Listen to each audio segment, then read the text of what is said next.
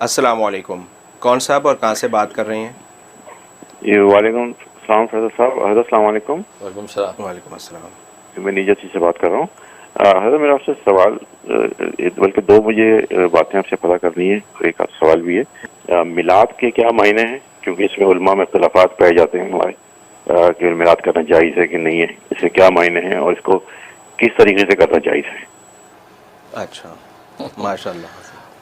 मिलाद मुस्तफ़ा सल्लल्लाहु अलैहि वसल्लम का मतलब यह है कि हज़रत सल्लल्लाहु अलैहि वसल्लम की जो विलादत हुई इस महीने में, उस विलादत का तज़किरा कर रहे हैं।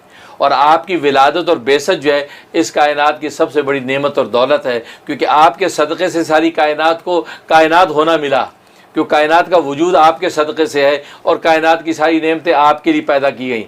ये तो आपको तो वो शान दी, सारे नबी आपकी नबूवत पर ईमान लाए। खुद आपने फरमाया अना नबीउल अंबिया, मैं तो नबियों का भी नबी हूँ, नबी सारे मेरे हाथ पे ईमान लाए।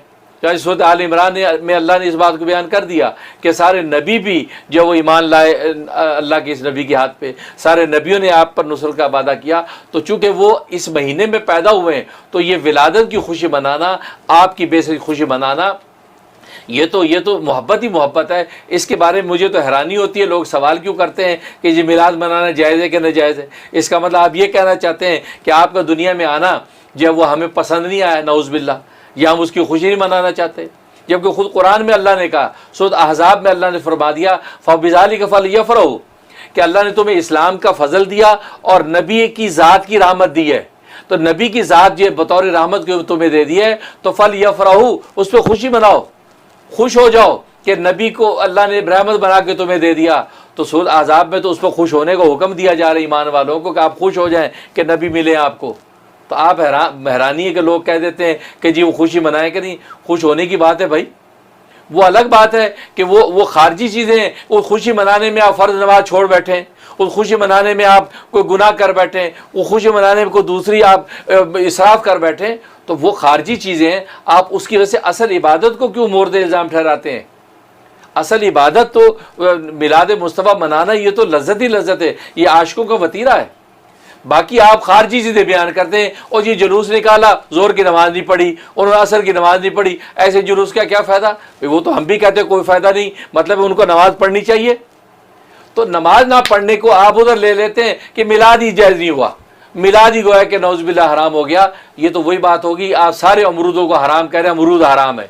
भी अमरूद हलाल है, कीड़े वाला अमरूद हराम है। जिस अमरूद में कीड़े पड़ जाएं आप उसको कहते यार फेंको, ये नहीं खाने का, लेकिन आप ये फतवा नहीं देते कि अमरूद ही हराम है। तो जिस मिलाद मुस्तफ़ा में जो है वो बिदत के शिरक के कीड़े पड़ जाएं, उसको आप कहेंगे कि यार ये सही नहीं, बिदत शिरक को निकालो। बाकी ये इबादत तो बहुत अजीम इबादत है, बल्कि सलातो सलाम तो अल्लाह तबारक व तआला के फरिश्ते आपके नबी के ऊपर भेजते हैं। तो ये इतनी लजीज और इतनी अजीम इबादत है, उसके बारे में आप परेशान होते रहते हैं। और फिर ये कि उसके लिए सलातो सलाम के एहतराम में अगर खड़े भी हो गए, उसमें भी कोई हर्ज नहीं है।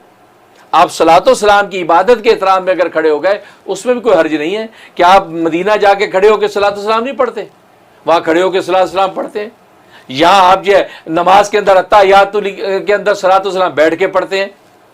तो क्या मतलब है? अब बैठ के पढ़े कि खड़े होकर पढ़ें?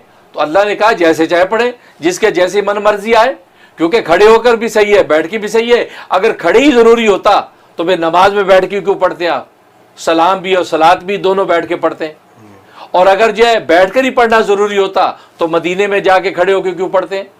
तो मालूम है कि खड़े बैठे से इसका ताल्लुक नहीं, ये आपकी आशिकाना कैफियत से ताल्लुक है। आपका जी चाह रहा है मैं खड़े होकर झूम झूम के पढ़ूं, तो आशिक इस तरह भी पढ़ते हैं। आपका जी चाह रहा है बैठ के मैं जो है लेट के तड़प तड़प के पढ़ूं, तो लेट के तड़प के पढ़े।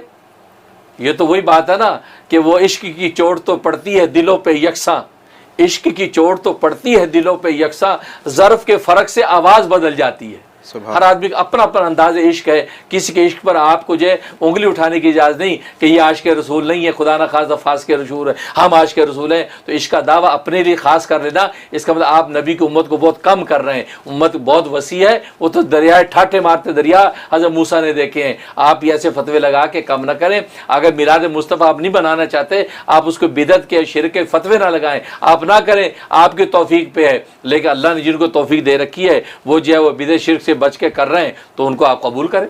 सुभान अल्लाह, सुभान।